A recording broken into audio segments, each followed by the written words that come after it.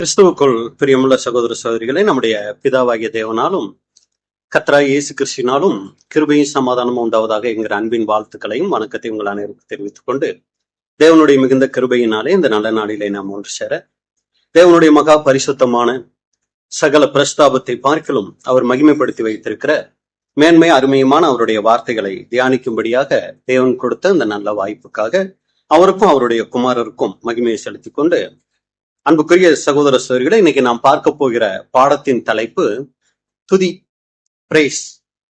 துதியை குறித்து தான் நம்ம பார்க்க போறோம். ஆதார வசனம் சங்கீதம் 65:1.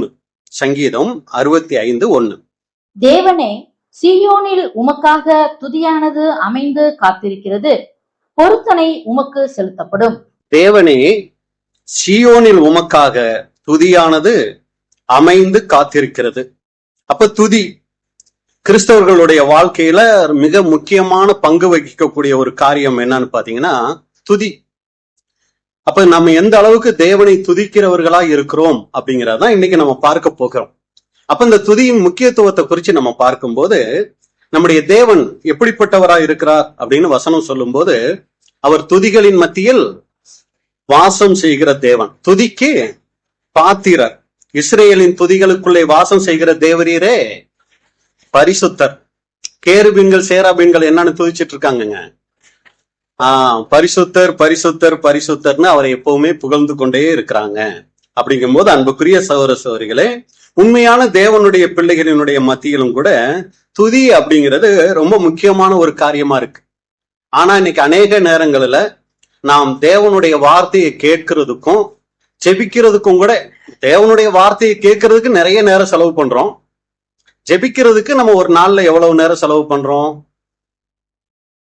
ரொம்ப குறைவு. ஆண்டவரை துதிக்கிறதுக்கு எவ்வளவு நேரம் செலவு பண்றோம்? அதை ஏன் பிரதர் கேக்குறீங்க? நாங்க அந்த சபைக்கு போய்கிட்டு இருந்தப்ப அதுக்குன்னு ஒரு கூடுகையே வைப்பாங்க. இல்லைன்னா ஆராதனைன்னு சொன்னா காலையில போன உடனே எத்தனை பாட்டுங்க? அது ஒரு 6-7 பாட்டு, அதுக்கப்புறம் ஒரு ஆராதனையில ஒரு 6-7 பாட்டு, அதுக்கப்புறம் தேவ செய்தி, அப்புறம் முடிஞ்ச பின்னாடி பாட்டு, ஏகப்பட்ட பாட்டு இருக்கும்.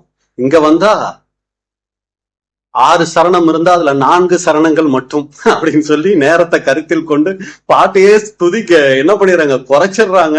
நாங்க எங்க பிரதர், நாங்க அதிகமா துதிக்கிறோம் அப்படின்னு நினைச்சோம்னா, அன்புக்குரிய சகோதரர்களே, இது போன்ற கூடுகைகள்ல வேணா நம்ம நேரத்தை கருதி என்ன பண்ணிக்கலாம், நம்முடைய அந்த இதை குறைச்சிக்கலாம்.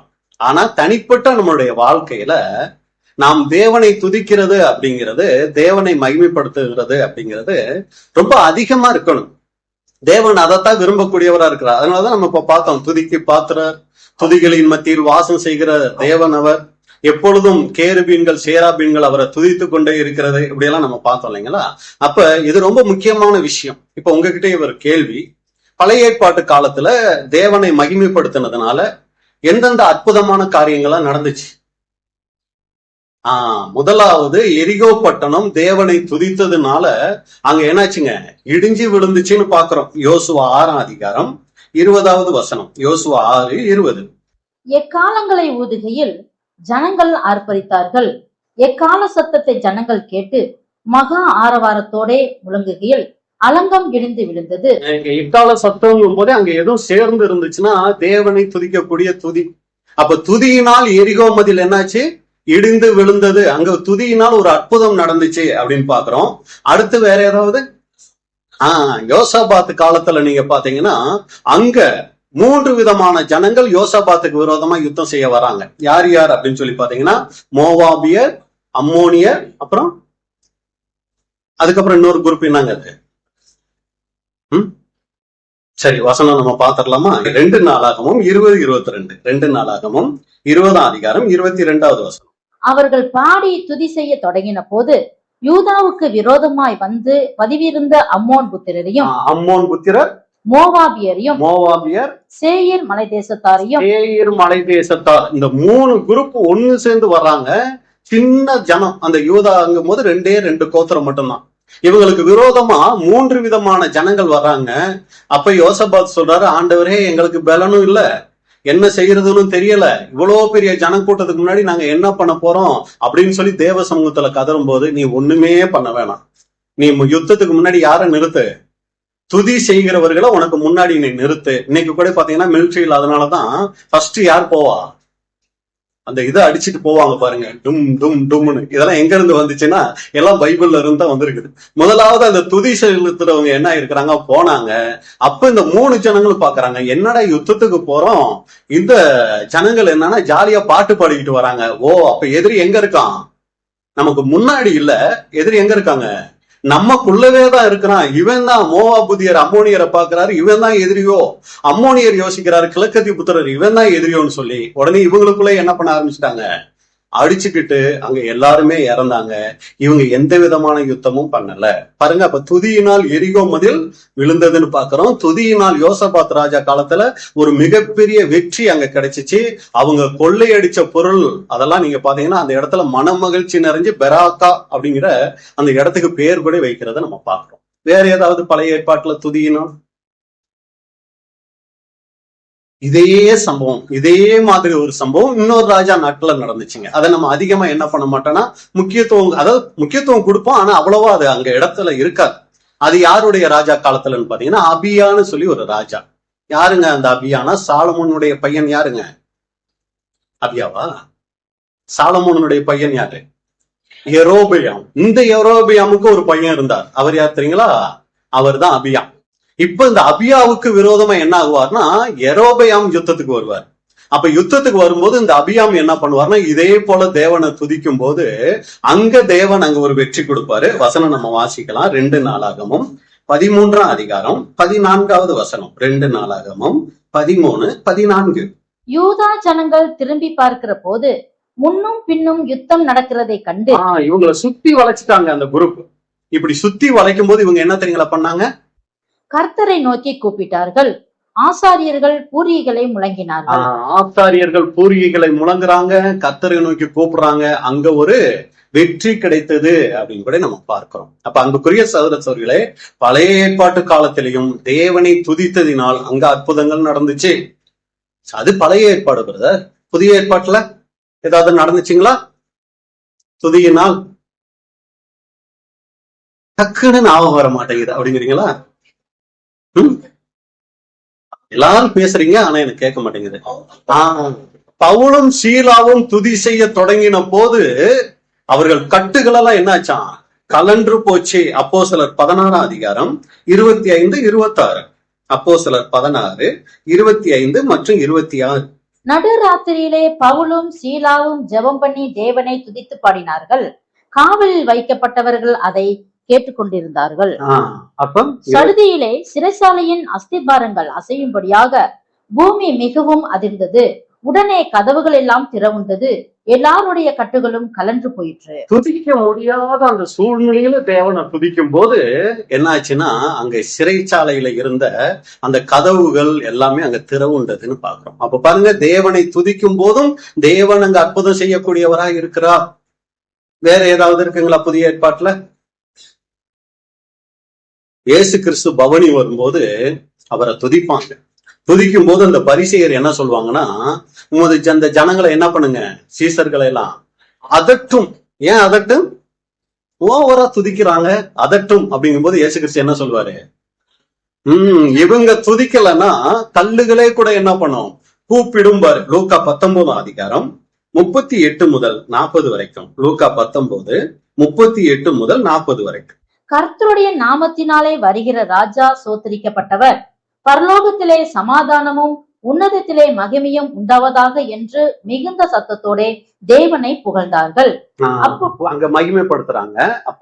அப்பொழுது கூட்டத்தில் இருந்த பரிசேயரில் சிலர் அவரை நோக்கி, போதகரே, உம்முடைய சீசரை அதற்றும் என்றார்கள்.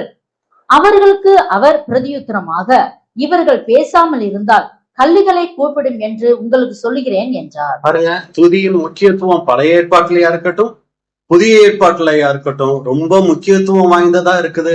இப்ப அன்புக்குரிய சகோதரர்களே, நம்மளை நாமளே கேட்டு பார்ப்போம்.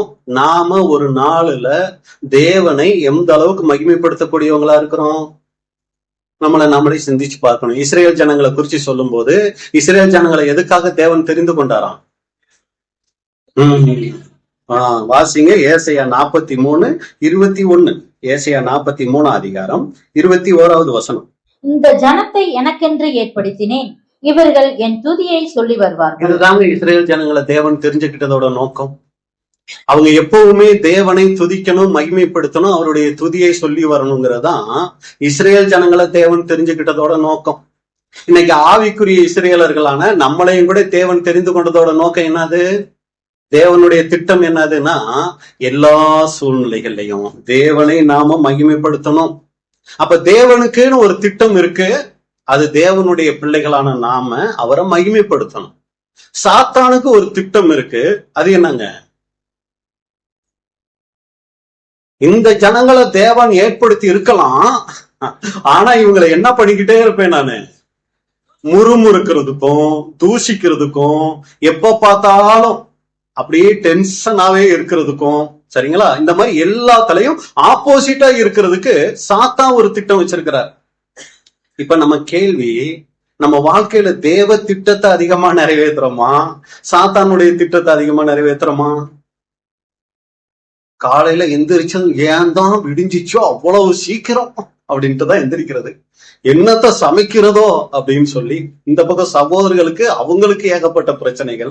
இதையெல்லாம் அப்படியே சிந்திச்சுக்கிட்டே அந்த நாள் முழுக்க போய் நாளைக்காவது நல்லா விடியுதான்னு பார்ப்போம். அது எப்பவும் போலவே தான் விடியும். ஆனா நம்ம தான் என்ன பண்ணிக்கிறோங்க, அந்தந்த நாட்களை முறுமுறுக்கிறதுக்கும் விரோதமா பேசுறதுக்கும் பகையா பாக்குறதுக்கும் இப்படியே நம்ம என்ன பண்ணிட்டு இருக்கோம்னா நாட்களை கடத்திட்டு நம்மளை என்ன சொல்லிக்கிறோம்னா, நாங்க தேவ சித்தம் செய்யறோம் பிரதர், தேவ சித்தம் செய்யறதுக்காக வந்திருக்கோம் பிரதர்ன்னு சொல்லி நம்மளை நாமளே ஏமாத்திக்கிட்டு இருக்கிறோங்க.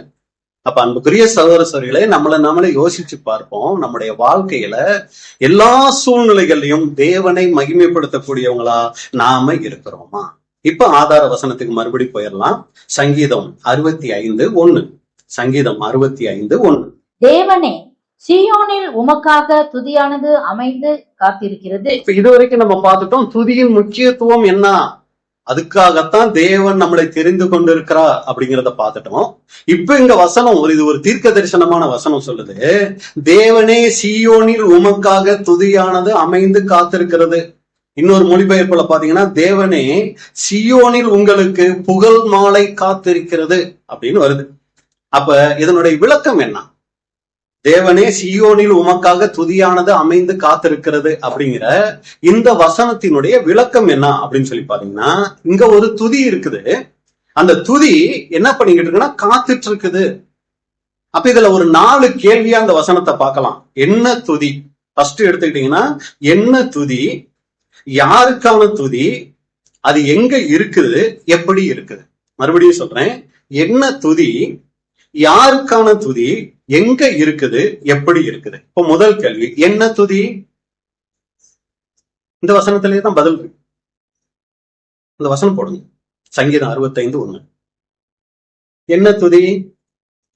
தேவனே உமக்காக துதியானது. அப்ப யார பத்திய துதி? அது தேவனை பற்றிய துதி, தேவனை துதிக்கும் துதி. 2வது, யாருக்கான துதி? அது தேவனுக்கான துதி. 3வது கேள்வி, எங்க இருக்குது? அது சீயோன்ல இருக்குது. எப்படி இருக்கு? எப்படி இருக்குங்க அந்த துதி? அமைந்து காத்திருக்கிறதுன்னா அமைதலோட அது என்ன பண்ணிட்டு இருக்கான், காத்துக்கிட்டு இருக்கு. அப்படின்னா என்ன அர்த்தம்? இன்னும் அந்த துதி என்ன ஆகல, பாடப்படவில்லை. ஏதோ ஒரு காரியத்துக்காக, ஏதோ ஒரு நிகழ்ச்சிக்காக அந்த துதி என்ன பண்ணிருக்குன்னா பாடப்படாமல் காத்து கொண்டு இருக்குது. அப்ப இதுல இருந்து நம்ம புரிஞ்சுக்கிற காரியம், சீயோன் அது பரலோகத்தை குறிக்குது. பரலோகத்துல ஒரு துதி இருக்குது, ஆனா அந்த துதி இன்னமும் என்ன ஆகவே இல்லை, பாடப்படவே இல்லை. ஆனா அந்த துதி என்ன துதி? தேவனை துதிக்கக்கூடிய துதி. ஆனா அது பாடப்படலை. ஏன் பாடப்படலைன்னா, பாடப்படுறதுக்கு இன்னும் ஏற்ற காலம் வரவில்லை. அந்த காலம் வர்றதுக்காக அந்த துதி காத்து கொண்டிருக்கு. அப்படின்னா அன்புக்குரிய சகோதரர்களே, அந்த துதி என்ன? என்ன அந்த உன்னதமான துதி, அந்த அமைந்து காத்திருக்கும் துதினா அது என்ன? ஏன் அது இன்னும் பாடப்படல? எதுக்காக அது காத்துக்கிட்டு இருக்கு? இதை குறிச்சுதான் இப்ப நம்ம பார்க்க போறோம். பார்க்கலாங்களா? இல்ல பொறுமையோடு கேட்ட உங்களை பார்க்கலாம், சரிங்களா?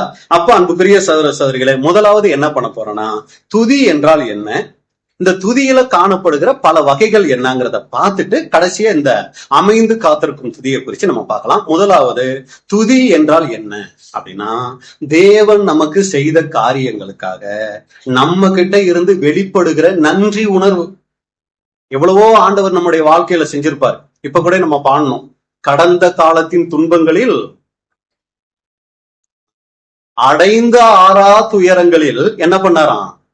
ஆறுதல் கொடுத்தாராம், தேறுதல் கொடுத்தாராம். ஆறுதல் தேறுதல் அளித்திட்ட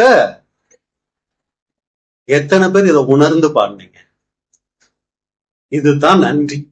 இந்த நன்றி உணர்வோடு வெளிப்படுறது தான் இந்த துதி அப்படின்னு பாக்குறோம். அப்ப முதலாவது, தேவன் கடந்த காலங்கள்ல நம்முடைய வாழ்க்கையில செய்த நன்மைகளுக்காக, கடந்த காலங்களின் துன்பங்களில் அடைந்த ஆறா துயரங்களில் ஆறுதல் தேறுதல் அளித்திட்ட மாறாத நேசரே உமக்கு ஸ்தோத்திரம்.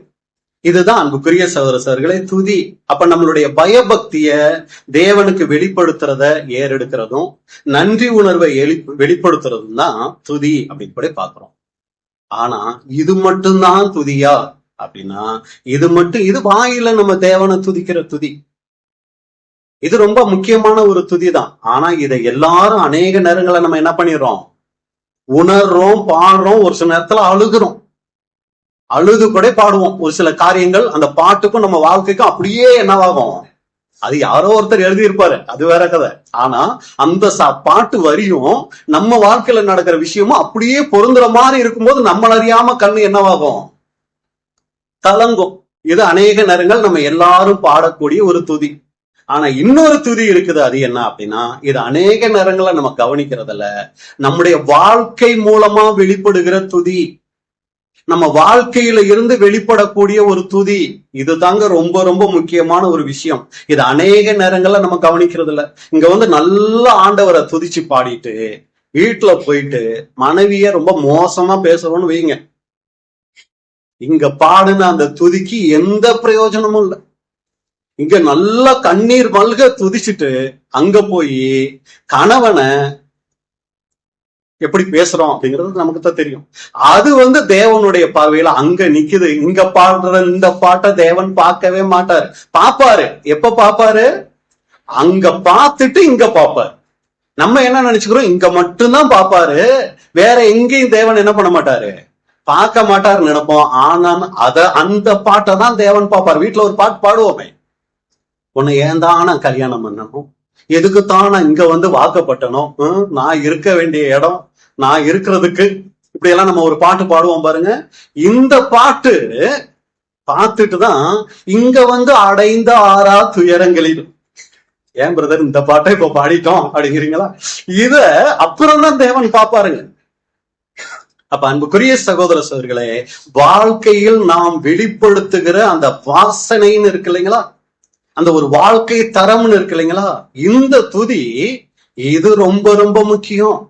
அப்ப இத நம்ம யோசிச்சு பார்க்கணும். இதுக்கு ஒரு நல்ல உதாரணம் சொல்லணும்னா, ஆபிரகாம் வாழ்க்கையில சொல்லலாம். ஆண்டவர் சொல்லிட்டாரு, நீ போய் உன் மகனை என்ன பண்ண, எனக்காக பலி செலுத்துன்னு சொல்லிட்டாரு. பலி செலுத்த போனவர் ஒரு வார்த்தையை சொல்றாரு, போயிட்டு பையனை வெட்டி கொன்னுட்டு வர்றேன், என்ன பண்றது அப்படின்னு சொன்னாரா அப்படின்னு சொல்லி பார்த்தா பாருங்க என்ன ஒரு வார்த்தைங்க சொல்றாரு. ஆதியாகமம் 22:5. அப்பொழுது ஆபிரகாம் தன் வேலைக்காரரை நோக்கி, நீங்கள் கழுதையை நிறுத்தி இங்கே காத்திருங்கள், நானும் பிள்ளையாண்டானும் அவ்விடம் மட்டும் போய் தொழுது கொண்டு உங்களிடத்துக்கு திரும்பி வருவோம் என்றார். தொழுது கொண்டு திரும்ப வருவோம். அப்ப என்னத்த அங்க போய் தொழுது கொள்ள போறாரு ஆபிரகாம்? தான் வாழ்க்கையில தன்னுடைய நேசகுமாரன், தன்னுடைய வாழ்க்கையில எல்லாமே அப்படின்னு நினைக்கிற ஒன்ன பலி செலுத்த போறாரு. அங்க போய் ஈசாக்க பலி செலுத்தினாரா இல்லைங்களா? செலுத்திட்டாருங்க. மனசுல ஈசாக்க கொன்னுட்டாரு, சரீரத்துலதான் கொல்லல. அதைத்தான் தேவன் பார்த்தாரு. நீ உன் சொந்த குமாரன் என்றும் பாராமல் எனக்காக ஒப்பு கொடுக்க நியமித்த, அதை முடிவு பண்ணிட்ட. உன் மனச நான் பாக்குறேன். அங்க யாரு செத்துட்டா? அந்த மனசுல ஈசாக்கு செத்துட்டாரு. இப்போ ஓகே, இனி நீ வெளியில இப்படி உனக்கு காமிக்கணுங்கிற அவசியமே இல்ல. உன் மனசுல ஈசாக்க நீ பலி செலுத்திட்ட, அது எனக்கு போதும், கூட்டிக்கிட்டு போ. அப்ப தொழுகைங்கிறது உள்ளத்துல இருந்து நன்றி உணர்வை வெளிப்படுத்துகிறதும் துதிதான். அதே நேரத்துல தேவன் வெறுக்க சொல்லுகிற தேவன் பலி செலுத்த சொல்லுகிற காரியங்கள் நம்முடைய வாழ்க்கையிலிருந்து தள்ளுறோம் பாருங்க, அதுவும் கூட தேவனை தொழுது கொள்ளக்கூடிய முக்கியமான ஒரு காரியம். நம்ம தனிப்பட்ட வாழ்க்கையில தேவனுக்குன்னு சரியா அர்ப்பணிக்காம, தேவனுடைய சித்தத்தை செய்யறதுக்கு சரியா நம்மளை ஒப்பு கொடுக்காம, நம்ம வேற என்னெல்லாம் காரியங்கள் செஞ்சாலும் தேவன் அதை கவனிக்க மாட்டார். முதலாவது நம்முடைய வாழ்க்கைய நம்மளை பார்ப்பாரு, அப்புறம்தான் நாம் துதிக்கிற துதியை, நம்முடைய வாழ்க்கைய அவர் அங்க பார்ப்பார். அப்ப துதிங்கும் போது ரெண்டு வகையான துதி இருக்கு. ஒண்ணு தேவன் நமக்கு செய்த உபகாரங்களுக்காக நன்றி செலுத்துறது, இன்னொரு துதி இருக்கு, அது நம் வாழ்க்கையின் மூலமா வெளிப்படுகிற ஒரு காரியம். சரிங்களா? அப்ப அன்புக்குரிய சகோதர சகோதரிகளே, இந்த துதி உலக சாதாரணமா பாடல்கள் இருக்கு இல்லைங்களா, இந்த பாடல்கள் எல்லா பாடல்களையும் எல்லாராலையும் பாட முடியுமா அப்படின்னா எல்லாரும் பாடலாம். ஆனா எல்லாராலையும் அதை கேட்க முடியுமா அப்படின்னா அதான் கொஞ்சம் சிரமம். அதனாலதான் பாடகர் குழு இப்படி எல்லாம் எதுக்கு வச்சு நம்ம பாடுறோம். எல்லார் கையிலையும் மைக்க கொடுத்து பாட வச்சா எப்படி இருக்கும்? அது பாட்டா இருக்காது. அப்ப பாருங்க, எல்லா பாடல்களையும் எல்லாரும் பாடிட முடியாது. ஒரு சில சுருதிகள்லாம் இருக்குது, அதுல கட்டைகள்னு சொல்றாங்க, 7 கட்டை 8 கட்டை இப்படி எல்லாம் சொல்றாங்க. அந்த இது பாடக்கூடிய திறமை வாய்ந்தவங்களால மட்டும்தான், அந்த விசேஷித்த அந்த குரல் வளம் உள்ள பாடக்கூடிய திறன் நிறைஞ்சவங்கனால தான் எல்லா பாட்டும் பாட முடியும். நம்மலாம் பாட ஆரம்பிச்சோம்னா காத்து தான் வரும், என்ன வராது, பாட்டு தான் வரலன்னா கீன்னு இழுத்துரும். ஒரு சில இதெல்லாம் ரொம்ப ஹை பிச்சில் போனோம்னா நம்ம வாய் இழுத்துட்டு இருக்கும். எதுக்கு இதை சொல்ல வரேன்னா, இதுக்கெல்லாம் அடையாளம் இருக்குங்க. அதனாலதான் இதெல்லாம் சொல்றேன். நம்மள ஏதோ கஷ்டப்படுத்தி நம்மளாம் பாடுறதுக்கே தகுதி இல்லாத அந்த அர்த்தத்துல நான் சொல்ல வரல. நம்ம எல்லாருமே நல்லா பாடக்கூடியவங்க தான். இப்ப பாட்டு பாடணும் இல்லைங்களா, முதல் பாட்டு நமக்கு தெரியாது, அதனால நம்ம என்ன பண்ணல, எல்லாம் அமைதியா அப்படியே பார்த்துட்டு இருந்தோம். ஆனா இந்த பாட்டு எல்லாருக்கும் தெரிஞ்ச பாட்டு, எல்லாரும் பாடணும், ரொம்ப நல்லா இருந்துச்சு. ஆனா எல்லாருமே பாடக்கூடியவங்க தான். ஆனா உண்மையிலேயே பாடல்கள்ல வித்தியாசங்கள் இருக்கு. ஒரு சில பாடல்களை எல்லாராலையும் பாட முடியாது. குறிப்பிட்ட அந்த திறமை உள்ள தகுதி வாய்ந்தவங்கனால மட்டும்தான் அந்த பாடல்களை பாட முடியும் அப்படிங்கிறத நம்ம பாக்குறோம். சரி, அப்ப அன்புக்குரிய சகோதர சகோதரிகளே, துதிகள் என்றா என்ன அப்படிங்கிறத பார்த்துட்டோம். 2 பிரிவு இருக்கு. ஒண்ணு நன்றி ஏறெடுக்கிறது, துதித்து பாடுறது. இன்னொன்னு நம்ம வாழ்க்கை மூலமா ஆண்டவருக்கு நம்மளுடைய நன்றியை வெளிப்படுத்துகிறது. இது முதல் காரியம். இப்ப 2வதுதான் ரொம்ப முக்கியம், துதிகளில் காணப்படும் வகைகள்.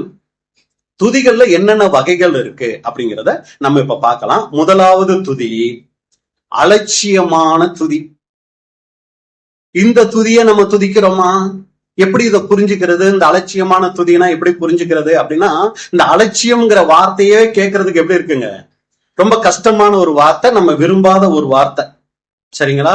யாராவது நம்மளை பார்த்துட்டு அலட்சியமா போனாங்கன்னு வைங்க, இங்கேயே நம்ம சகோதர சகோதரிகளை பாக்குறோம், ஒருத்தருக்கு ஒருத்தர் என்ன பண்றோம், வாழ்த்துக்களை தெரிவிச்சுக்கிறோம். அப்படியே நமக்கு ரொம்ப தெரிஞ்ச ஒரு பிரதர் வராரு, நேரா வராரு, அப்படியே முகத்தை திருப்பிட்டு போயிட்டாருன்னு வைங்க, எப்படி இருக்கும் நமக்கு? இப்படி என்ன அலட்சியம் பண்றாங்க பிரதர், வந்த யாருமே என்ன விசாரிக்கல பிரதர், யாருமே என்ன கண்டுக்கல பிரதர். அலட்சியம் அப்படிங்கிறது யாருமே விரும்பாத ஒரு காரியம். அநேக நேரங்கள்ல நம்ம ஆண்டவரை இப்படி துதிக்கிறோமா, அலட்சியமா ஒரு துதிக்கிறோமா. இது எப்ப ஏற்படும் அப்படின்னு சொல்லி பாத்தீங்கன்னா, ஆவிக்குரிய ஜீவியத்துல நமக்கு சோர்வுகள் வரும்போது நம்ம துதி எப்படி தெரியுங்களா இருக்கும், அலட்சியமான துதியா இருக்கும். மனசு எதையோ ஒண்ணு யோசிச்சுக்கிட்டு இருக்கோம், வாய்ப்பாட்டுக்கு என்ன பண்ணிக்கிட்டு இருக்கோம். அப்படி அனுபவம் இருக்கு அவங்களுக்கு? எனக்கு நிறைய இருக்கு. மனசு என்னென்னத்தையோ யோசிச்சுக்கிட்டு இருக்கோம், ஆனா பாட்டு தவறாம அது பாட்டுக்கு என்ன பண்ணிக்கிட்டே இருக்கும், அது அப்படியே சென்டென்ஸா அது பார்க்காம போய்கிட்டு இருக்கும். ஜெபம் கூட நிறைய நேரங்கள் அப்படி ஆயிட்டு இருக்கும். ஒரு காரியத்துக்காக யோசிப்போம், நம்ம அதை யோசிச்சுக்கிட்டே நிப்போம், ஆனா ஜெபம் என்ன ஆயிருக்கும், அது வரிசையா எல்லாமே என்னவாயிருக்கும்னா சொல்லி முடிச்சு ஆமீன்னு சொன்ன பின்னாடி, ஓ ஜெபத்தை முடிச்சிட்டியா, நம்மளே கேட்டுக்குவோம், ஓ ஜெபத்தை நான் இல்ல அங்கெல்லாம் இருந்தேன், அதுக்குள்ள என் ஜெபம் முடிஞ்சிருச்சான்னு நம்மளே என்ன பண்ணுவோம், நிறைய நேரங்களை பார்த்துப்போம். இதுதாங்க அலட்சியம். ஒருத்தர்கிட்ட நம்ம பேசுறோம், அவர் ஏதோ ஒண்ணு பேசிட்டு இருக்காரு, நம்மளும் கேட்டுக்கிட்டு இருக்கிறோம். திடீர்னு அவரு அது சரிதானே பிரதர் அப்படின்னு என்ன சொன்னீங்க அப்படின்னா பேசணுவருக்கு எப்படி இருக்கும், இவ்வளவு நேரம் கஷ்டப்பட்டு இவ்வளவு சொல்லிட்டு இருக்கிறேன், இத காது கொடுத்து கேட்காம எங்கேயோ, எங்க பிரதர் இருந்தீங்க, நம்ம கூட அடிக்கடி சொல்லுவோம் இருக்கீங்களா அப்படின்னு. ஏன் நம்ம நிறைய நேரங்களுக்கு இருக்கிற மாதிரியே இருப்போம், என்ன பண்ணிடுவோம், எங்கேயாவது வெளியே போயிடுவோம். இதுதான் அன்புக்குரிய சகோதரர்களே அலட்சியம். அப்ப நம்முடைய வாழ்க்கையில ஆண்டவரை துதிக்கிறோமே, அந்த மாதிரி துதிக்கும் போது அந்த பாடல்களை ரசிச்சு ருசிச்சு உணர்ந்து பாடலன்னு வைங்களே. ஒரு சமயம் எல்லாரும் பாடுறாங்க, அதனால நானும் சேர்ந்து பாடுறேன்னு பாடிக்கிட்டு இருந்தோம்னா இதுதான் அலட்சியமான துதி. இது ஆண்டவர் சொல்றாரு பாருங்க, ஏசாயா 29 அதிகாரம் 13வது வசனம். ஏசாயா 29:13. இந்த ஜனங்கள் தங்கள் வாயினால் என்னிடத்தில் சேர்ந்து, வாயில சேர்றாங்க என்கிட்ட, தங்கள் உதடுகளினால் என்னை கனம் பண்ணுகிறார்கள். அதிசயமானவரே, அப்புறம் அவர்கள் ஆச்சரியமானவரே, அதிசயமானவரை அப்படின்னு சொல்லி உதடுகளில் என்னை கனம் பண்ணுகிறார்கள். அவர்கள் இருதயமோ எனக்கு தூரமாய் விலகி ஆனா இருக்கிறது. அவங்க இங்கேயும் இல்ல, அவங்க வீட்டை நினைச்சுக்கிட்டு இருக்கிறாங்க. அவங்க விட்டுட்டு வந்து அந்த காரியத்தை யோசிச்சுக்கிட்டு இங்க பாட்டு பாடிக்கிட்டு இருக்கிறாங்க. அவங்க இருதயமோ எனக்கு தூரமாய் விலகி இருக்கிறது. அவர்கள் எனக்கு பயப்படுகிற பயம் மனுஷராலே போதிக்கப்பட்ட கற்பனையா இருக்கிறது. இதுதாங்க அலட்சியமான துதி. அப்ப சகோதரரை குறிச்சு சொல்லும் போது, உணர்ந்து பாடாத எந்த விஷயமும் அலட்சியமான துதிதான். ஒரு தேவனுடைய பிள்ளை எப்படி இருக்க வேண்டும் என்றால், பாடல் மூலமாக இருந்தாலும் சரி, ஜெபம் மூலமாக இருந்தாலும் சரி, கிரியைகள் மூலமாக இருந்தாலும் சரி, அது உணர்வு பூர்வமாக உணர்ந்த விதத்தில் இருக்க வேண்டும். எல்லாம் இருக்கீங்களா?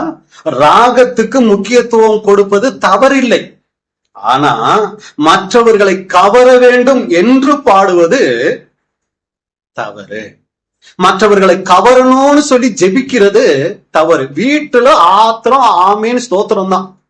ஆனா இங்க வந்து ஜெப வாய்ப்பு கொடுத்தா போய்கிட்டே இருக்கும். ஏன்? அது எல்லாரும் பாக்குறாங்கல்ல. அப்ப நான் போன உடனே அப்பா ஆத்திரம் சோத்திரம் எனக்கு அவசரம் ஆமேன் அப்படின்னா எல்லாரும் என்ன நினைப்பாங்க என்னை பத்தி? அடுத்த தடவை எப்படி எனக்கு ஜெப சான்ஸ் கொடுப்பாங்க? அதனால நான் பண்றேன் பாரு ஒரு பிரசங்கம். எதுல? ஜெபத்துல. சொன்னீரே செய்தீரே அப்படிலாம் சொல்லி அவரு சொன்னதையே அவருக்கு அவருக்கு தெரியாது. அவர் சொன்னது, ஆண்டவர் சொன்னது, அவருக்கே நீர் சொன்னீரே செய்தீரே இப்படி இருக்கிறது. அதுல வேற வசனம் கூட யாத்ராகமம் 22 அதிகாரம் 25வது வசனத்தில் சொல்லி இருக்கிறீரே. ஜெபம் பாத்தீங்கன்னா சப்ஜெக்டா போயிட்டு இருக்கும். எதுக்கு இதை சொல்ல வரோம்னா, இதை நீங்க வீட்டுல தனியா யாருக்கும் தெரியாத அறையில நீங்க சொன்னீங்கன்னா அதுல ஒரு அர்த்தம் இருக்கு. அது கூட அப்படி தேவையில்லை. ஏன்னா ஆண்டவருக்கு நம்ம ஞாபகப்படுத்த வேண்டிய விஷயம் எதுவுமே இல்லை. ஆனா அங்க ஒண்ணுமே ஜெபமே கிடையாது. ஆனா இங்க வந்து நின்னுகிட்டு நம்ம ஒரு மெசேஜ் கொடுக்கறோம் அப்படின்னா இது அலட்சியமான துதி. அப்ப அன்புக்குரிய சகோதர சகோதரிகளே, உணவுக்காக ஜெபிச்சுட்டு சாப்பாடு தட்டுல வந்துருச்சு, என்னன்னு ஜெபிக்கிறோம்? நாங்க எங்க ஜெபிக்கிறோம்? அப்படி ஒண்ணும் இல்லைல்ல. என்னன்னு ஜெபிக்கிறோம்? ஆண்டவரே, இந்த மதிய வேலைகளை நீங்க கொடுத்த உணவுக்காக நன்றி ஸ்தோத்திரம், இதை எனக்கு ஆசீர்வதிச்சு கொடுங்க. உப்பே இல்ல, மனுஷன் சாப்பிடுவானா இத? என்ன சாப்பாடு இது? அதாவது உப்பு இல்லைன்னா உப்பு போட்டுக்கிறது தப்பு சொல்ல வரல, அப்படியே உப்பு இல்லாமையே சாப்பிடணும்லாம் நான் சொல்ல வரல. ஆனா அதை ஜெபிச்சுட்டு எனக்கு கொடுத்த இந்த ஆசீர்வாதமா உணவுக்காக நன்றின்னு சொல்லிட்டு அப்புறம் அந்த சாப்பாடை குறிச்சு விமர்சனம் பண்றோம் பாத்தீங்களா? அது அலட்சியமான துதியா தேவனுடைய பார்வையில பார்க்கப்படுது. அப்ப துதிங்கிறது நம்முடைய வாழ்க்கை மூலமாகவும் வெளிப்படணும். ரொம்ப முக்கியம், நம்மளுடைய உணர்வோட நாம் செய்கிற ஒவ்வொரு காரியமும் அதுதான் தேவனை மகிமைப்படுத்தக்கூடிய, மற்றது அலட்சியமா பார்க்கப்படும். சரிங்களா? இன்னொன்னு, இது ஒரு வகையான அலட்சியம். இன்னொன்னு, நம்ம வாழ்க்கைய பார்த்துட்டு மத்தவங்க ஒண்ணு சொல்லுவாங்க பாருங்க, பெருசா பேசுறாங்கங்க. ஞாயிற்றுக்கிழமை ஆனா அந்த பைபிளை தூக்கிட்டு போறது என்ன, ஐயோ அந்த சேலையை எடுத்து தலையில முக்காடு போட்டுட்டு போறது என்ன, அந்த பிரதர் ஒயிட் அண்ட் ஒயிட்ல போறது என்ன, அப்பா. ஆனா வீட்டுக்கு வந்தா இவங்கெல்லாம் எதுக்குங்க கிறிஸ்தவங்களா இருக்கிறாங்க அப்படின்னு சொன்னாங்கன்னா அது தேவனுடைய பார்வையில அலட்சியமான துதிங்கணும். நம்ம குடும்பத்தார் நம்மளை பார்த்து தேவனை அலட்சியம் பண்ண கூடாது. ஒரு சமயம் அவங்க சத்தியத்துக்குள்ள வராம இருக்கலாம், அது தேவன் ஏற்ற நேரத்துல கொண்டு வருவார். ஆனா நம்மளை பார்த்துட்டு தேவனை அவங்க திட்டக்கூடாது. என்ன இவங்க தேவனுக்கு சும்மா ஆத்திரம் தோத்திரம், ஐயோ அப்பா தாங்க முடியல. ஆனா வாழ்க்கை இல்ல, இவங்க ஜெபம் பண்றாங்கன்னா போமா போங்க போய் ஜெபம் பண்ணிட்டு வாங்க. ஏன்னா இவங்க ஜெபத்துக்கு போயிட்டு வந்தாங்கன்னா இவங்க கிட்ட நல்ல வித்தியாசம் தெரியுது, நீங்க போங்க. இதுதாங்க தேவனை மகிமைப்படுத்தக்கூடிய துதி. இவங்க எல்லாம் எதுக்கு போறாங்க அப்படின்னு நினைக்கக்கூடியது அலட்சியமான துதி. ரோமர் 2:24 எழுதியிருக்கிறபடி தேவனுடைய நாமம் புறஜாதிகளுக்குள்ளே உங்கள் மூலமாய் தூசிக்கப்படுகிறது. எழுதி இருக்கிறபடி தேவனுடைய நாமம் புறஜாதிகள் மத்தியில உங்கனால தூசிக்கப்படுது. எப்படி தூசிக்கப்படுது? என்ன கிறிஸ்தவங்க, என்ன இவங்க பைபிள் படிக்கிறாங்க, என்ன இவங்க ஜெபம் பண்றாங்க, எதுக்கு இவங்க இப்படி பண்றாங்க? இதுல தேவன் மகிமைப்படுறதுல தூஷிக்கப்படுகிறார். எழுதி இருக்கிறபடி அப்படின்னு ஆரம்பிக்கிறாரு. எங்க எழுதி இருக்குது? எசேக்கியேல் 5:7. எசேக்கியேல் 5:7. ஆகையால் கர்த்தராகிய ஆண்டவர் சொல்லுகிறது என்னவென்றால், உங்களை சுற்றிலும் இருக்கிற புறஜாதிகளை பார்க்கிறோம். நல்லா கவனிங்க, ஆண்டவர் எவ்வளவு இதை நீங்க அப்படியே ஆண்டவருடைய மனசை புரிஞ்சு படிக்கணும், புரிஞ்சு பார்க்கணும். மனசு துக்கத்துல சொல்றாரு பாருங்க ஒரு வார்த்தை. என்ன சொல்றாரு? ஆகையால் கர்த்தராகிய ஆண்டவர் சொல்லுகிறது என்னவென்றால், உங்களை சுற்றிலும் இருக்கிற புறஜாதிகளை பார்க்கிறோம். உங்களை சுத்தி இருக்காங்களே அந்த இந்து நண்பர்கள், முஸ்லிம் நண்பர்கள், இப்படி எல்லாம் இருக்காங்க இல்லைங்களா, உங்களை விட அவங்க கம்மியா தான் இருக்கிறாங்க. உங்களை சுற்றிலும் இருக்கிற புறஜாதிகளை பார்க்கிலும் அதிகரிக்கிறவர்களாகிய நீங்கள் என் கட்டளைகளிலே நடவாமல் என் நியாயங்களின்படி செய்யாமலும் உங்களை சுற்றிலும் இருக்கிற புறஜாதிகளுடைய நீதி நியாயங்களின் படியாவது நடவாமலும் போனபடினாலே. இதுல எது உங்களை ரொம்ப துக்கப்படுத்துற ஒரு வார்த்தையா இருக்கு? சொல்லுங்க பார்க்கலாம்.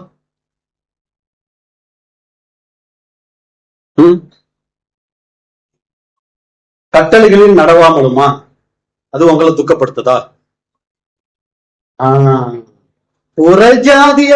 புறஜாதிகளுடைய நீதி நியாயங்களின்படியாவது நடவாமலும். எவ்வளவு கீழே இறங்கி கேட்கிறார் பாருங்க.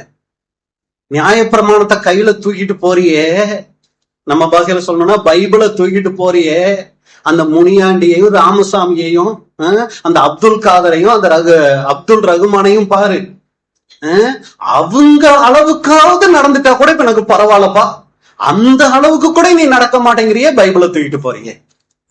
இதாங்க அந்த வசனத்தினுடைய விளக்கம். உங்களுக்குன்னு ஒரு தரம் இருக்கு, உங்களுக்குன்னு ஒரு வாழ்க்கை தரம் இருக்கு, வாழ்க்கை முறை இருக்குது. அதைத்தான் நான் சொல்றேன், அப்படித்தான் நீங்க வாழணும்னு ஆசைப்படுறேன். ஆனா அந்த அளவுக்கு நீங்க வாழலன்னா கூட சரி பரவாயில்ல, விட்டு போலி. அந்த சுத்தி இருக்காங்களா அந்த புறஜாதிகள், அவங்க பாருங்க ஆண்டவருக்கு எப்படி பயப்படுறாங்க. அவங்க ஆண்டவருக்கு அவங்க கோவிலுக்கு போகும்போது என்ன ஒரு பயபக்தி காமிக்கிறாங்க. அவங்க அவங்களுடைய நோன்பு நாட்கள்ல, விரத நாட்கள்ல அவங்க எப்படி ஒரு பயபக்தியை காமிக்கிறாங்க.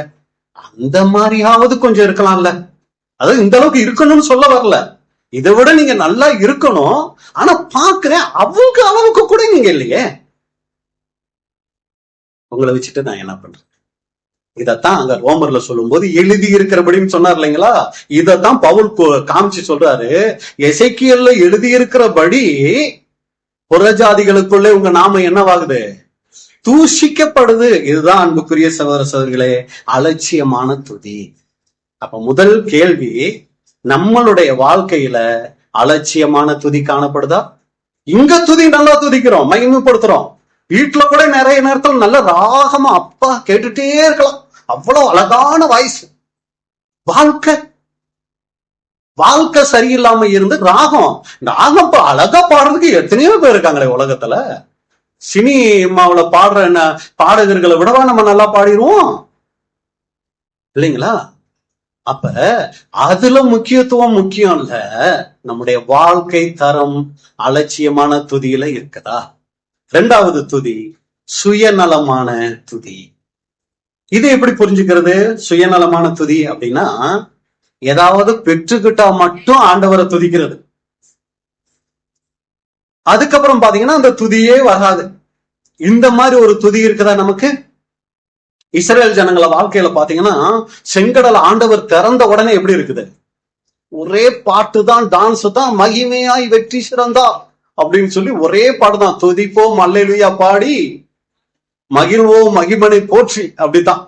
அப்படி கொஞ்ச தூரம் போன உடனே அந்த மாறா தண்ணி அள்ளி குடிச்சா ஒரே இனிப்பு. இல்ல எல்லாம் இருக்கீங்களாங்கிறதுக்காக நான் ஒரே கசப்பு. உடனே உள்ள இருந்து ஒண்ணு வருது. என்னது? எகிப்துல செத்து போயிருப்போமே, இந்த தண்ணியை குடிக்கிறதுக்கு அங்க போட்டுக்கிட்டு வந்த அங்க சோத்திரம்.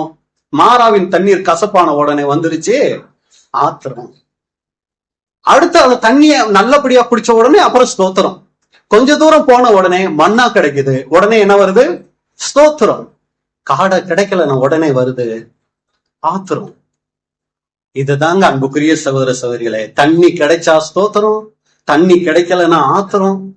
இதுதான் சுயநலமான துதி. ஏதாவது ஒண்ணு கிடைச்சா உடனே நம்ம பக்தி சபைக்கு போறது என்ன, ஐயோ அந்த ஸ்டைல பாத்தீங்கன்னா பயங்கரமா இருக்கும். ஆனா ஏதோ ஒண்ணு வாழ்க்கையில நடந்து, ஏன் பிரதர் இந்த வாரம் வரல? எங்க வர்றது? என்னமோ ஜெபிச்சு பார்த்துட்டேன், என்னென்னமோ செஞ்சு பார்த்துட்டேன், ஒண்ணுமே நடக்கல. சும்மா சபைக்கு ஒண்ணு மட்டும் என்னத்த நடக்குது அப்படின்னோம்னா அத ஆண்டவரை துதிக்கிற துதியா பாக்குறாரு ஆண்டவரு. அது என்ன மாதிரி ஒரு துதி? ஏண்டா உனக்கு எவ்வளவோ செஞ்சிருக்கிறேன், அதெல்லாம் இப்ப ஒன்னும் ஞாபகத்துக்கு வரல. இது ஒன்னே ஒண்ணு நான் செய்யல, அதுவும் நல்லதுக்கு தான் செய்யாம இருக்கேன். ஆனா அதுக்கு நீ காமிக்கிற பாரு ஒரு வைராக்கியம். ஃபர்ஸ்ட் சப்ஜெக்ட்ல பார்த்தா அது நல்ல வைராக்கியம், பக்தி வைராக்கியம். இதுக்கு நீ காமிக்கிற பாரு ஒரு வைராக்கியம். என்ன வைராக்கியம்? இனி ஜெபிக்க மாட்டேன், இனி சபைக்கு போக மாட்டேன், அவங்களாம் வந்து கூப்பிட்டா தான் நான் போவேன். இது ஒரு வைராக்கியம். இத தேவன் பாக்குறாரு. சுயநலம் பிடிச்ச ஜனங்கள் இவங்க துதிக்கிறது சுயநலமான துதி. நல்லது நடந்தா மட்டும் துதிப்பாங்க. பாருங்க வேதத்துல நம்ம பாக்குறோம். அதனாலதான் 1 கொரிந்தியர் 10:5. ஏன் இவங்க மேல ஆண்டவருக்கு பிரியம் வரல? அப்படி இருந்தும் அவர்களில் அதிகமான பேர்களிடத்தில் தேவன் பிரியமாய் இருந்ததில்லை. ஆதலால் வனாந்தரத்திலே அவர்கள் அழிக்கப்பட்டார்கள். காரணம் என்னன்னா சுயநலம். தனக்கு ஏதாவது ஒண்ணு கிடைச்சா உடனே ஆண்டவருக்கு நன்றி, கிடைக்கலன்னா இவ்வளவு செஞ்சிருக்கீங்க, இதை செய்யாம இருக்கீங்கன்னா இதுக்கு பின்னாடி ஏதோ ஒரு நல்லதுதான் இருக்கும், பரவாயில்லப்பா நன்றி அப்படின்னு சொல்லுவாங்கன்னு எதிர்பார்த்தா இந்த சுயநலமான துதி நம்முடைய வாழ்க்கையில காணப்படுதா? பாருங்க யோபுவை பாக்குறோம். ஏன் என் தாசன் யோபுன்னு சொன்னாரு? நல்ல சூழ்நிலையிலும் ஆண்டவரை துதிச்சாரு, இக்கட்டான சூழ்நிலையிலும் ஆண்டவரை துதிச்சாரு. தாவீது சொல்றாரு, என் இருதயத்துக்கு ஏற்றவன். ஏன்? நல்ல நேரத்திலே ஆண்டவரை துதிச்சாரு. ரொம்ப இக்கட்டான சூழ்நிலைகள் வரும்போதும் நான் கர்த்தரை எக்காலத்திலும் ஸ்தோத்தரிப்பேன். எக்காலத்திலும். அதான் ரொம்ப முக்கியமான கவனம். ஏன் அது எப்ப? சவுளு துரத்தி விட்டு பயந்து ஒளிஞ்சி அந்த ராஜா கிட்ட போனா அந்த ராஜாவும் இவரை பார்த்துட்டு இவன் பெலிஸ்தீனை கொண்டு அந்த தாவீது தானே அப்படின்னு உடனே நொர தள்ளி வாயில கதவை கீறிக்கிட்டு தப்பிச்சு வெளியே வந்து பாடுற பாட்டு. இத பாக்குறாரு. இந்த சுயநலம் தாவீது கிட்ட இல்ல, இந்த சுயநலம் யோபு கிட்ட இல்ல. அதனால இவங்க என் தாசன், இவங்க என் இருதயத்துக்கு ஏத்தவங்க. அன்புக்குரிய சகோதர சகோதரிகளே, சுயநலமான துதி நம்ம கிட்ட காணப்படுதா? அடுத்து நம்ம பாக்குறோம் உணர்வு பூர்வமான துதி, உணர்ந்து கொள்ளும் துதி. இது என்னது உணர்வு பூர்வமான துதி அப்படின்னா, ஒரு பாட்டு நம்ம பாடுறோம், அதுல பல அர்த்தங்கள் இருக்கும், அந்த அர்த்தங்களை உணர்ந்து பாடுறோமா? ஒரு கண்ணீரா ஒரு பாட்டல் பாடுறோம்னு வச்சுக்குவோம், அதுல உண்மையிலே கண்ணீர் வந்து பாடணும், அதான் உணர்ந்து பாடுறோம்னு அர்த்தம். ஒரு பாவ அறிக்கை செய்கிற பாடல்கள்ல எல்லாமே இருக்குங்க. ஜெபம் இருக்கும், இந்த சத்தியங்கள் இருக்கும், எல்லாமே பாடல்கள்ல அடங்கி இருக்கும். அப்போ ஒரு பாடல்ல பாவ அறிக்கை செய்யறோம், என் நீதி நியாயங்கள் அழுக்கான கந்தை அப்படின்னு சொல்லி பாட்டு பாடுறோம்னா உண்மையிலே உணர்ந்து பாடுறோமா, இல்ல சும்மா அங்க எழுதி இருக்கு பிரதர் அதனால பாடுறோம்? இப்படி நம்ம பாடினோம்னா அது உணர்வு பூர்வமான துதி கிடையாது. அப்போ ஒரு பாட்டு பாடுனாலும் ஒரு தேவனுடைய வார்த்தையை கேட்டாலும் நம்ம உணர்வு அடைஞ்சோம்னா தேவன் அதை துதியா பாக்குறாருங்களாம். ஒரு சப்ஜெக்ட் கேட்டுட்டோம், அதுல நம்ம செஞ்ச தவறுகள் சுட்டி காட்டப்பட்டுருச்சு. எதுக்கு சுட்டி காட்டப்படும்? நம்ம செஞ்ச தவறு நம்ம உணர்றதுக்காக தான். எதுக்கு நம்ம உணரணும்னு அது சுட்டி காட்டப்படுது? ஏன் மாறணும்னு அது சுட்டி காட்டப்படுது? தேவன் நம்ம மேல வச்சிருக்கிற அன்பு. தேவன் நம்ம மேல ரொம்ப அன்பு வச்சிருந்தாருன்னா நம்ம செஞ்ச தப்ப யாரோ ஒரு சகோதரன் மூலமா சுட்டி காமிப்பாரு. இவருக்கு எப்ப பார்த்தாலும் இதே தான், வந்தா போதும் எடுத்து வச்சுக்கிட்டு அதே தான் பேசுவாரு அப்படின்னு நினைக்காம ஆண்டவர் இதை என்கிட்ட பேசணும்னு ஆசைப்பட்டா அப்படின்னு சொல்லி அதை எடுத்துக்கிட்டு உணர்வு அடைஞ்சு மனம் திரும்புறோம்னு வைங்க. அப்போ ஒரு கண்ணீர் சிந்தி, அப்பா நான் உண்மையிலேயே நான் அப்படித்தான் இருந்துட்டேன், என்னை மன்னிங்கப்பான்னு நம்ம ஒரு ஜெபம் ஜெபிக்கிறோம் பாருங்க. இத தேவன் துதியா பாக்குறாராம். இதுதான் உணர்வு பூர்வமான துதி. 1 கொரிந்தியர் 14:15. இப்படி இருக்க செய்ய வேண்டுவது என்ன? நான் ஆவியோடும் விண்ணப்பம் பண்ணுவேன், கருத்தோடும் விண்ணப்பம் பண்ணுவேன், நான் ஆவியோடும் பாடுவேன், கருத்தோடும் பாடுவேன். அப்ப நாம் பண்ணுகிற ஆவிக்குரிய காரியங்கள் ஒவ்வொன்றிலையும் கருத்து இருக்கணும், உணர்வு பூர்வமா நம்ம செய்யணும் அப்படின்னு பாக்குறோம். 4வது துதி எதிர்பார்த்து துதி செலுத்துதல். இது சுயநலமான துதிக்கு வித்தியாசமான ஒரு காரியம். இதை எப்படி புரிஞ்சுக்கலாம்? எதிர்பார்த்து துதி செலுத்துதல் அப்படின்னா இந்த உணர்வு பூர்வமான துதிக்கு அடுத்து நம்ம வாழ்க்கையில நடக்கிற ஒரு விஷயம். இது என்ன இது அப்படின்னு சொல்லி பாத்தீங்கன்னா, நம்ம நிறைய சத்தியம் கேட்கிறோம் இல்லைங்களா, இதுக்காக ஆண்டவருக்கு நன்றி செலுத்துறது. என்னன்னா, தேவனுடைய ராஜ்யத்தை குறிச்சு நம்ம கேட்கிறோம், தேவனுடைய திட்டங்களை குறிச்சு கேட்கிறோம், ராஜ்யத்துல தேவன் செய்ய போகிற ஆசீர்வாதமான காரியங்களை குறிச்சு கேட்கிறோம், உயிர்த்தெழுதல் சத்தியம் கேட்கிறோம், மரணம் ஜெயமாக விழுங்கப்பட போகிற சத்தியத்தெல்லாம் கேட்கிறோம். நிறைய தேவனுடைய தெய்வீக திட்டங்கள் நம்ம எல்லாரும் தெரிஞ்சிருக்கோம் இல்லைங்களா. இது ஒவ்வொன்றுக்காக ஆண்டவருக்கு நன்றி செலுத்துறது தான் எதிர்பார்த்து துதி செலுத்துதலாம். ஆண்டவரே, ராஜ்யத்துல நீங்க எல்லாரையும் உயிரோட எழுப்ப போறீங்கல்ல, உங்களுக்கு நன்றி. அந்த ஜனங்களுக்கு எல்லாம் சத்தியம் கொடுக்க போறீங்கல்ல, உங்களுக்கு நன்றி. இப்படி தேவன் எதிர்காலத்துல அவர் செய்ய போற காரியங்களுக்காக தேவனை நம்ம மகிமைப்படுத்துறது எதிர்பார்த்து துதி செலுத்துதல். இன்னொன்னு என்ன அப்படின்னு சொல்லி நீங்க பாத்தீங்கன்னா, நம்மளுடைய வாழ்க்கையில ஆண்டவர் செய்ய போகிற எதிர்காலத்துல செய்ய போற காரியம் என்ன? நம்ம வாழ்க்கையில எதிர்காலத்துல ஆண்டவர் செய்ய போறது ஏன்னா இப்படி நானே பேசிக்கிட்டு இருந்தா நீங்களா என்ன ஆயிடுவீங்க? ஒரு வைராக்கியத்துக்குள்ள போயிடுவீங்க. என்ன வைராக்கியத்துக்குள்ள? சரி, அதை நீங்களே முடிவு பண்ணிக்கங்க. சரிங்களா? அப்ப அன்புக்குரிய சகோதர சகோதரிகளே, நம்மளுடைய வாழ்க்கையில தேவன் எதிர்காலத்துல செய்ய போகிற காரியத்துக்காக நம்ம துதிக்கணும்னா எதுக்கெல்லாம் துதிக்கலாம்? அது பிரதர், ஒரு வீடு கட்டணும்னு நினைச்சுக்கிட்டு இருக்கேன், ரொம்ப நாளா வாடகை வீட்லயே இருக்கனா, எனக்கு எதிர்காலத்தில் ஒரு வீடு தரப்போகிறதுக்காக ஸ்தோத்திரம். அப்படியா? என்ன எதிர்காலத்துல தேவன் நமக்கு செய்ய போகிறதுனா, இன்னும் ஆண்டவரை குறிச்சு நான் அறிஞ்சுக்க போறேனே, ஆண்டவரை குறிச்சு இன்னும் நான் அறிஞ்சிக்க போறேன், அதுக்காக ஆண்டவருக்கு ஸ்தோத்திரம். ஆவிக்குரிய ஜீவத்துல இன்னும் நான் வளர போறேன், அதெல்லாம் ஆண்டவர் எனக்கு செய்ய போறாரு, இதுக்காக ஸ்தோத்திரம். சரிங்களா? சத்தியத்துல இன்னும் நான் நிறைய விளக்கங்கள் தெரிஞ்சுக்க போறேன், அதுக்காக ஆண்டவரை நான் துதிக்க போறேன்.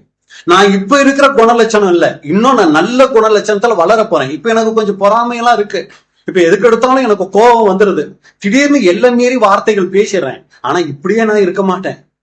இன்னும் கொஞ்ச நாள் ஆக இதெல்லாம் கூட எனக்குள்ள மாறுங்க. எவ்வளவோ என்ன மாத்தி இருக்கிறாரு, இன்னும் என்ன மாத்துவாரு. இன்னும் நான் பொறுமையா ஆகுவேன், இன்னும் நான் சாந்த குணத்துல போவேன், இன்னும் கிறிஸ்துவின் சாயலுக்குள்ள போவேன். அதுக்காக ஆண்டவரே உமக்கு நன்றி. இதுதான் எதிர்பார்த்து துதி செலுத்துதல். என் வாழ்க்கையில இன்னும் ஒரு சில காரியங்கள் நடக்கல, எதுல? ஆவிக்குரிய ஜீவியத்துல. இதெல்லாம் இனி என் வாழ்க்கையில நடக்க போகுதுன்னு சொல்லி ஆண்டவரை நம்ம மகிமைப்படுத்துறதுதான் எதிர்பார்த்து துதி செலுத்துதல். இது விசுவாசத்துல நமக்குள்ள வரக்கூடிய ஒரு துதி. அடுத்த 5வது துதி என்னன்னா, கீழ்ப்படிதலின் அல்லது ஒப்பு கொடுத்தலின் துதி. இதை எப்படி புரிஞ்சுக்கிறது அப்படின்னு சொல்லி பாத்தீங்கன்னா, நம்ம வாழ்க்கையில நிறைய பாடுகள் உபத்திரவங்கள் வரும்போது என்ன தெரியுங்களா ஆயிடுவோம்? சோர்ந்து போயிடுவோம். ஒரு சில நேரங்கள்ல முறுமுறுத்துருவோம், விரக்தி ஆயிடுவோம். ஆனா இது போன்ற நேரங்கள்ல நம்ம என்ன செய்யணும் அப்படின்னா, இந்த ஒரு ஒப்பு கொடுத்தலின் துதி நம்ம வாழ்க்கையில காணப்படணுங்களாம். அது என்னது பிரதர் ஒப்பு கொடுத்தலின் துதி அப்படின்னு சொல்லி பாத்தீங்கன்னா, தேவனுடைய சமூகத்துல போய், தேவனே இது போன்ற ஒரு கஷ்டமான சூழ்நிலை எனக்கு அனுமதிச்சிருக்கிறீங்க, இதை நான் அப்படியே ஏத்துக்கிறேன்.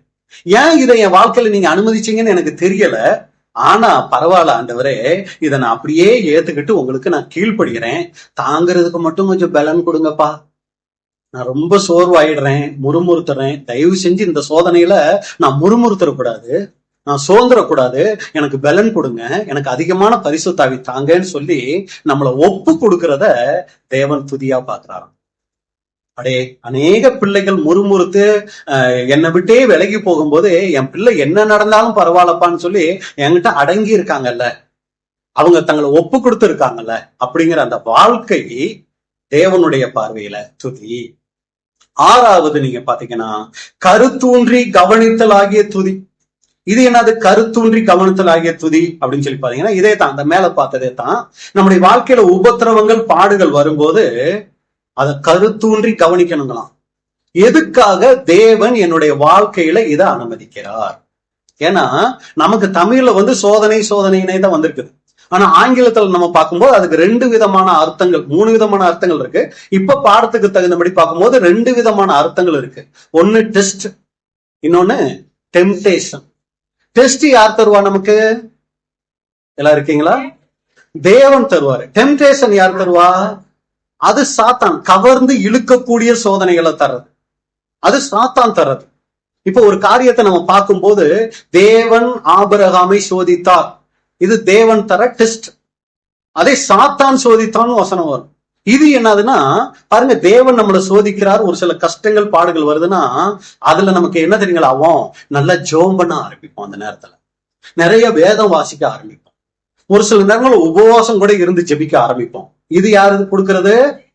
தேவன் நம்முடைய வாழ்க்கையில அனுமதிக்கிறது. எதுக்காக? ஆவிக்குரிய வளர்ச்சிக்காக. இதே சாத்தான் அனுமதிச்சா என்ன தெரியுங்களா ஆகும்? நமக்கு ஜெபம் பண்றதுக்கு விருப்பம் இல்லாம போயிடும், பைபிள் வாசிக்கிறதுக்கு விருப்பம் இல்லாம போயிடும்.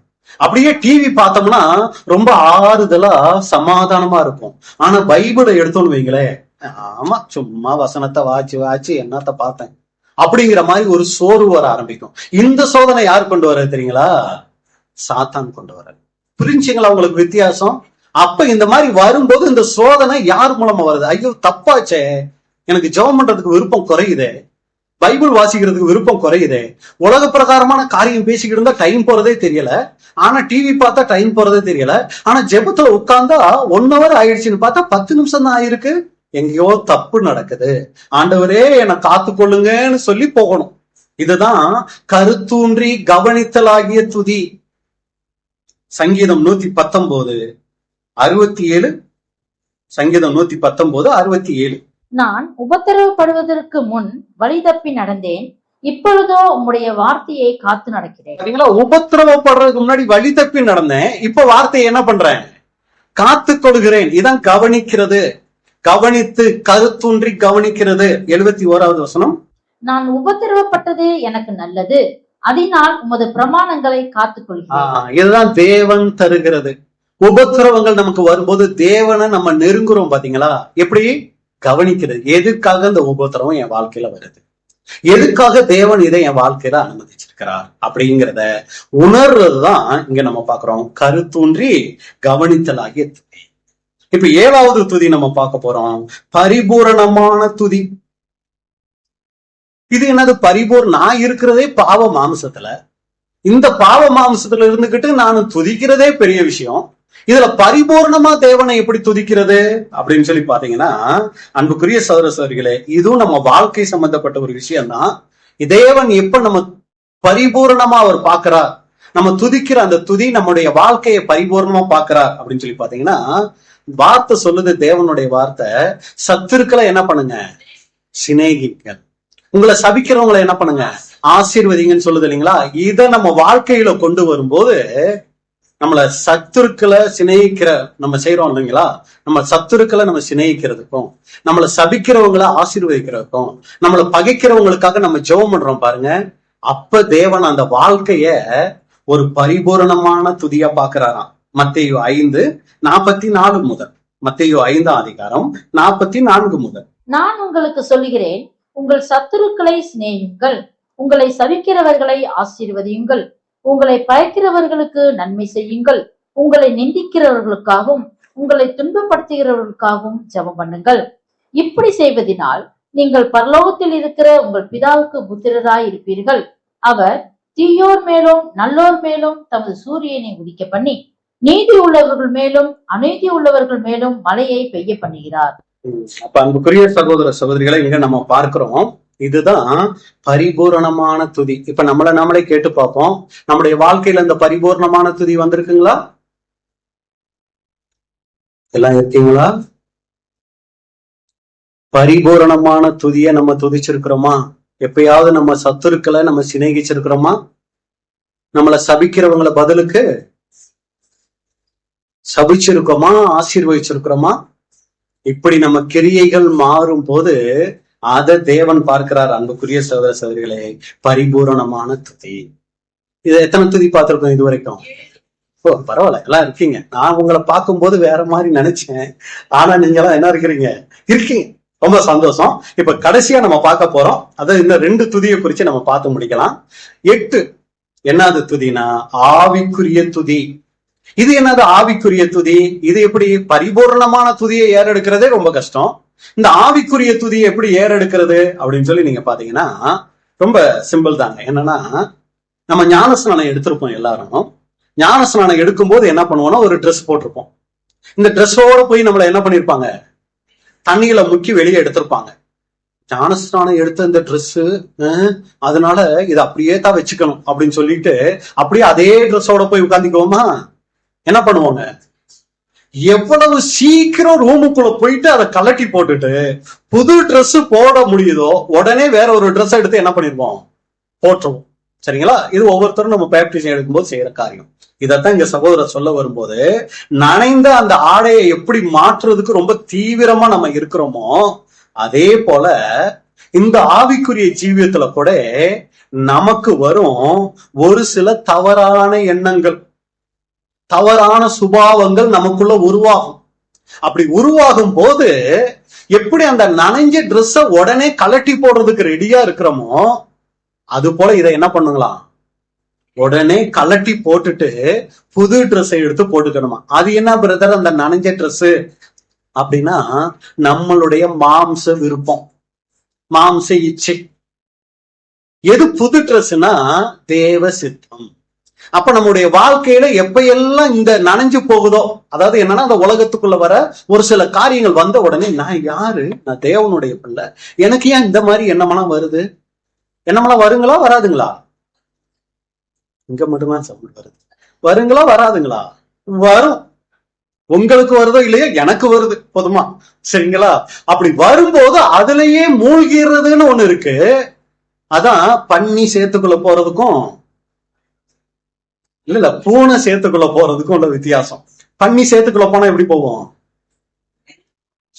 என்ன சுகம், ஆஹா என்ன நறுமணம் அப்படின்னு சொல்லி என்ன பண்ணிட்டு இருக்கோம், ரொம்ப அப்படியே ஒய்யாரமா இருக்கும் அதுல. ஆனா பூனை லைட்டா ஒண்ணு பட்டுச்சுன்னு வைங்களே, உடனே எனக்கு நான் அதை உதறி நக்கி அதை எடுத்து சுத்தம் பண்றதுதான் அதனுடைய முழு கவனமா இருக்குங்க. ஆனா பன்னி அப்படி இல்லை, அதுக்கு எதான் சுகம். அப்ப நம்மளுடைய வாழ்க்கையில தவறுகள் வருமா அப்படின்னா கண்டிப்பா வரும். நம்ம என்ன சொல்றதுதான் வரும். ஆனா அதுலயே லயிச்சிராம உடனே கருத்தூன்றி கவனிக்கணும். என்னன்னு, நான் யாரு, நான் தேவனுடைய பிள்ளையாச்சே, நான் தேவனுக்குள்ள இருக்கிறேனே, எத்தனையோ பேருக்கு கிடைக்காத சிலாக்கியம் ஆண்டவர் எனக்கு கொடுத்திருக்கிறாரே, இப்படி இருக்கிற நானு இதை விட்டுட்டு கேவலம் இந்த உலக காரியங்கள்ல போய் இப்படி மூழ்கிடுறேனே, அந்த போன்ல அதை பார்த்தா என் கண்ணை என்ன பண்ணவே முடியல. ஓ அப்படியா, சரி, எடுக்க முடியலையே. நான் யாருங்கிற அந்த கருத்தூன்றி கவனிக்கணுங்க.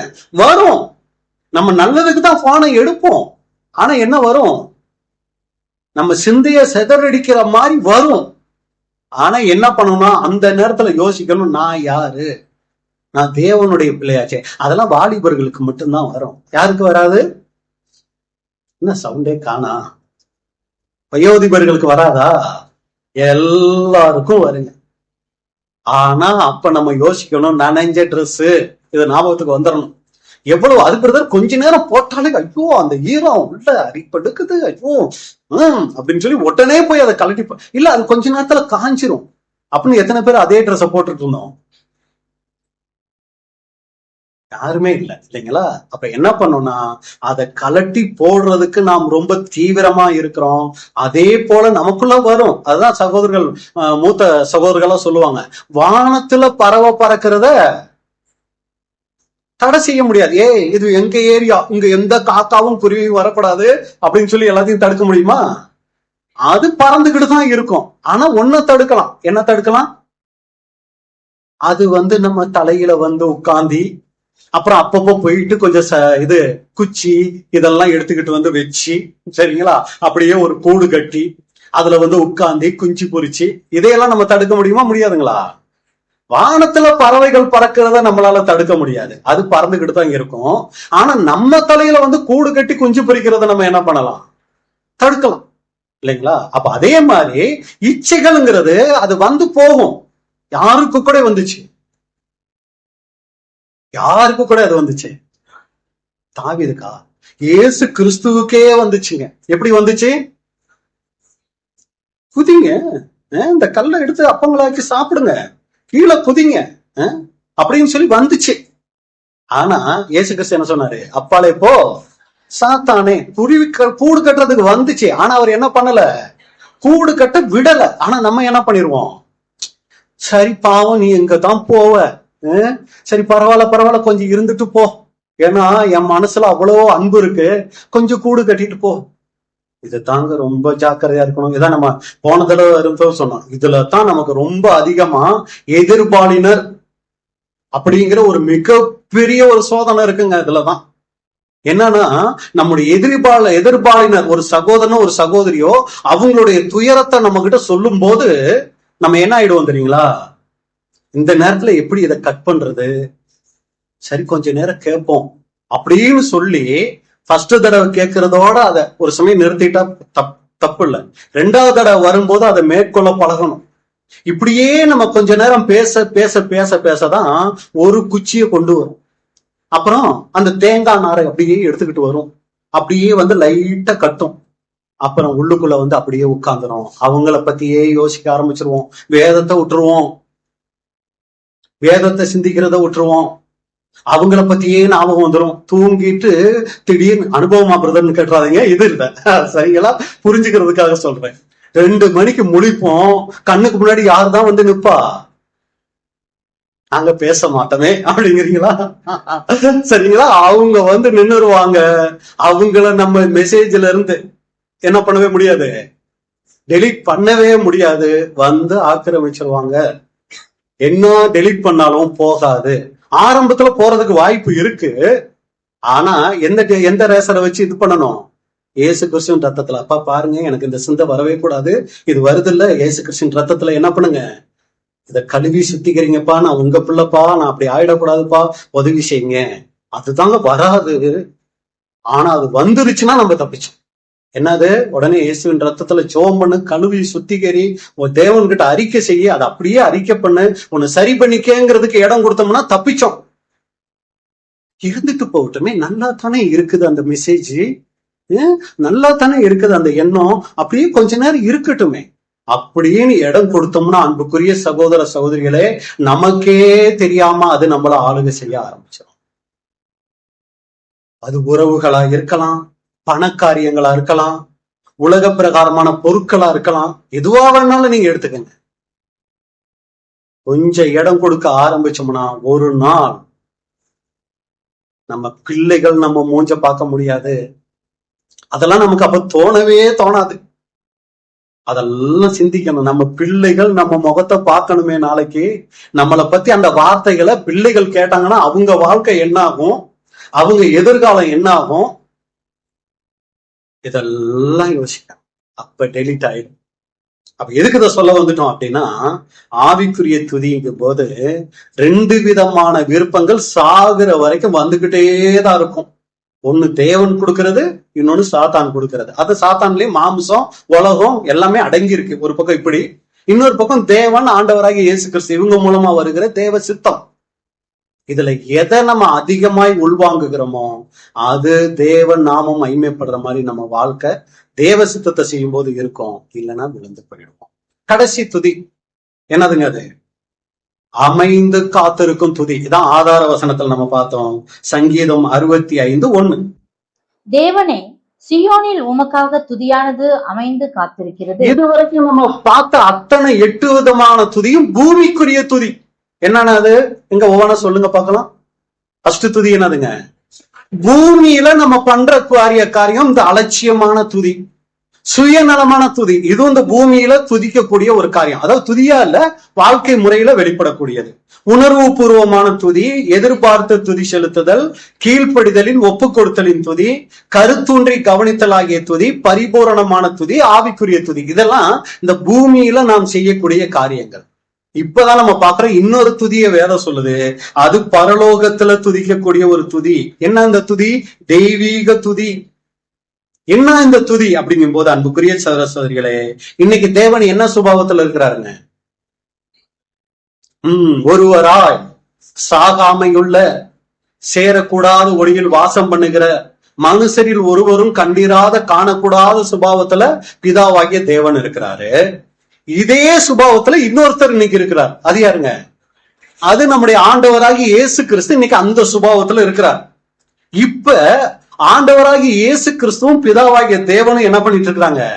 ஒரே சுபாவத்துல இருக்கிறாங்க. வேற யாராவது அந்த சுபாவத்துல இன்னைக்கு இருக்காங்களா?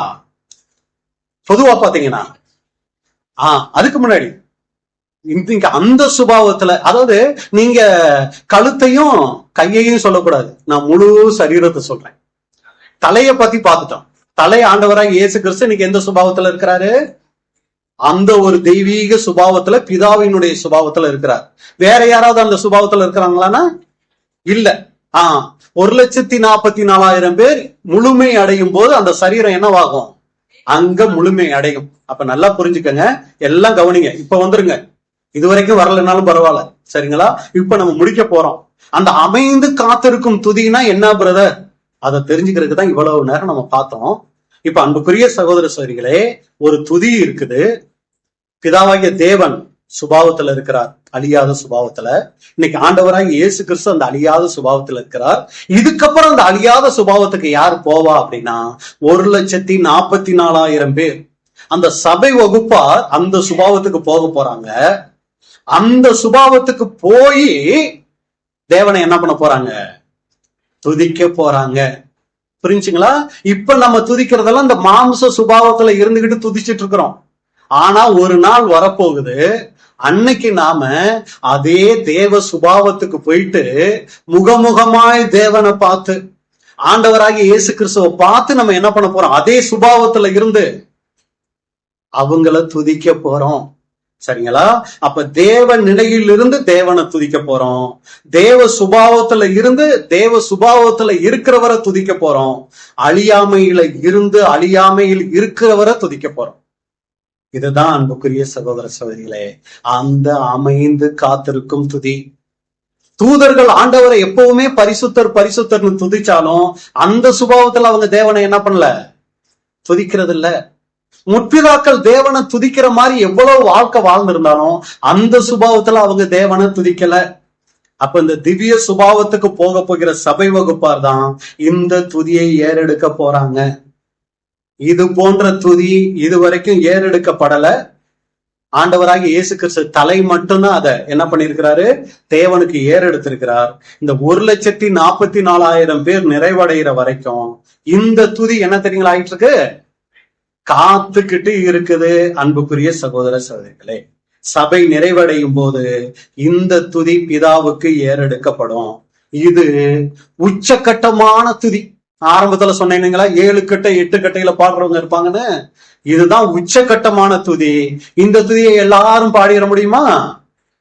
அதுக்குரிய தகுதி உள்ள அந்த தாளந்து உள்ள பாடகர்கள் தான் என்ன பண்ணுவாங்க? உலகத்துல பாடுறவங்கள சொல்றேன், அதை பாட முடியும். அதே மாதிரி இந்த சபை வகுப்பார் ஆகக்கூடிய தகுதி உள்ளவங்க தான் இந்த உச்சகட்டமான துதியை என்ன பண்ண முடியும்னா பாட முடியும்.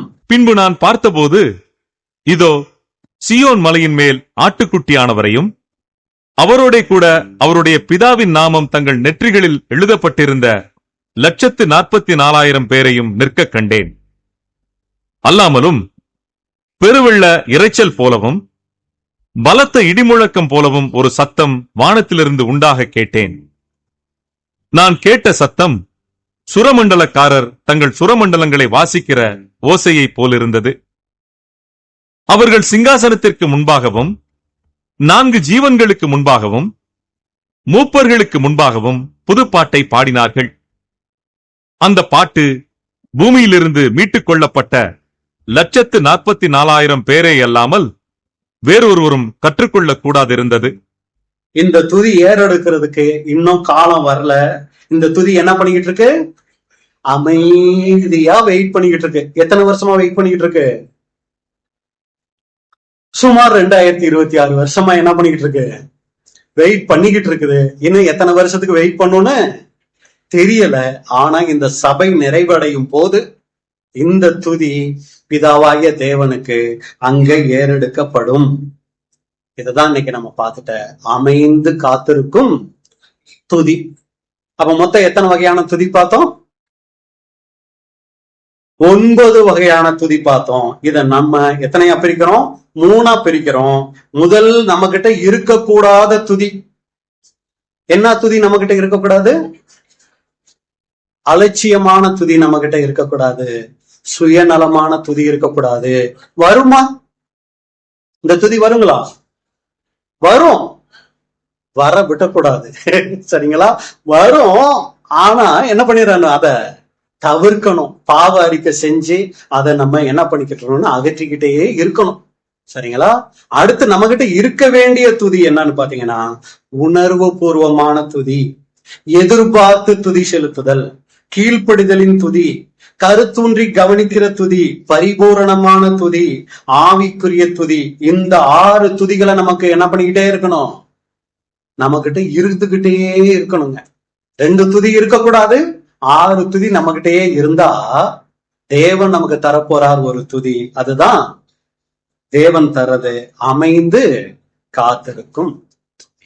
இதுதான் அன்புக்குரிய சகோதர சகோதரிகளே, துதிங்கிற தலைப்புல இன்னைக்கு நம்ம பார்த்திருக்கிறோம். தேவன் நமக்கு உணர்த்துகிற காரியங்களை நம்ம சரி செய்து கொண்டு தேவனுக்கு இன்னும் பிரியமான வாழ்க்கை வாழ தேவன் தாமே நம்ம ஒவ்வொருவருக்கும் கிருபை செய்வாராக. பொறுமையோடு கேட்டவங்களை தேவன் ஆசீர்வதிப்பாராக. இப்படிப்பட்டதான வாய்ப்பை கொடுத்த பிதாவாகிய தேவனுக்கும் ஆண்டவராகிய இயேசு கிறிஸ்துவுக்கும் அன்புக்குரிய சகோதர சகோதரிகள் அனைவருக்கும் என்னுடைய நன்றியை தெரிவித்துக் கொள்கிறேன். தேவனுடைய நாமம் மகிமைப்படுவதாக.